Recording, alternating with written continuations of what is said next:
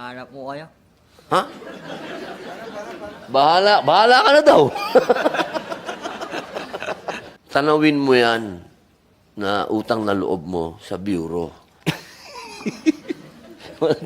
Tibay talaga nito, Chairman. Nagulat ako, buhay ka pa. Ah, ganun? Opo eh. O sige, kasuhan mo na to. Siya na po ang bahala. Ito ang naging tugon ni Michael Cataroha nang tanungin siya ng mga senador kung may nais siyang marinig na pangaral mula kay Senator Robin Padilla. Ayon kay Padilla, hindi rin umubra ang paglalambing niya upang mapaamin si Cataroha. Po, tanong ko na lang po ulit si Michael. Ano ba talaga, Tol? Ako bilib ako sa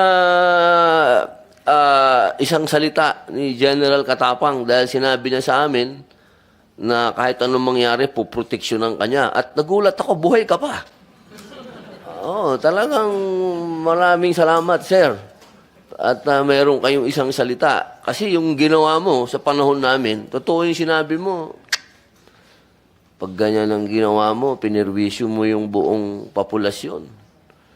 Medyo madidisgrasya ka, Michael.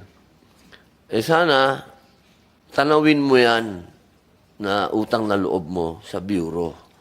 Kasi yung ginawa mo, nalagay mo sa alanganin talaga yung bureau. Lahat. Pero ang maganda lang dyan, nakita namin ngayon.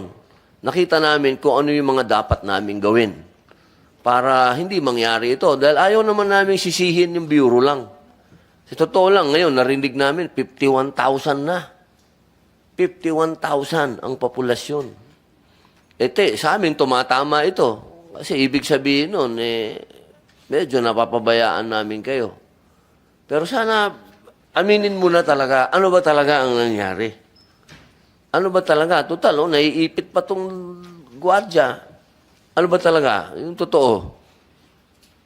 Bakit po ako sa truck? Tibay talaga nito, Chairman. Ayaw talaga umamin. Talaga sa truck ka talaga. Opo.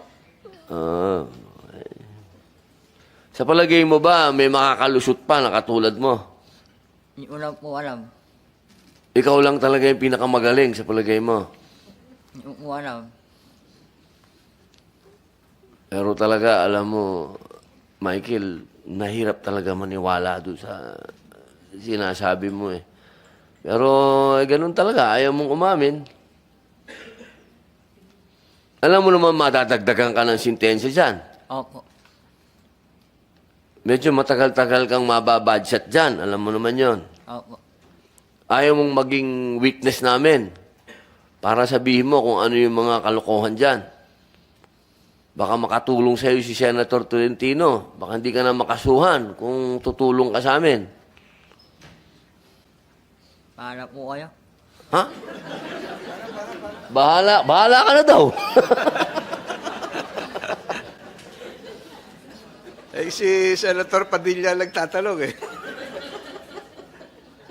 Sa'yo lang nakatingin, Senator Padilla. Sabi ko kasi, baka matulungan mo siya. Kasi, alam mo, natulungan mo na kami. Ito yung positibong banda, ha?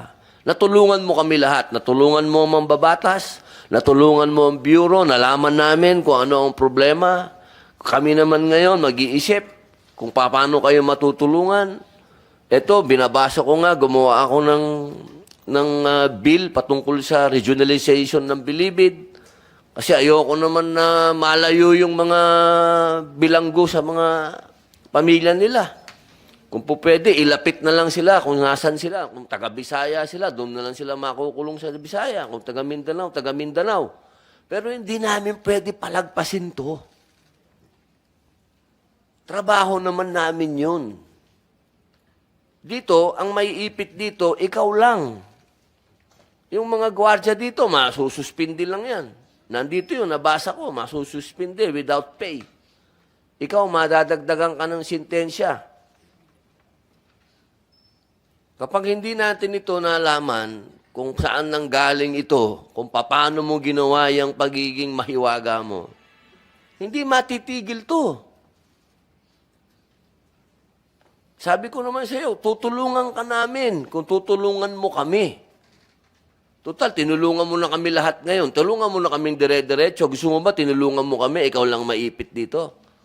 Gusto mo ba yon na ikaw lang maipit dito? Opo. Ha? Ginawa ko naman po yun eh. Ah, ganun. Opo eh. O sige, kasuhan mo na to. Wala na akong may tatanong dito. Lahat na ng panglalambing, ginawa ko na eh. Wala talaga, matigas talaga, Chairman. Ako si Luan Peñano para sa Eye of the Nation ng iNews Pasig.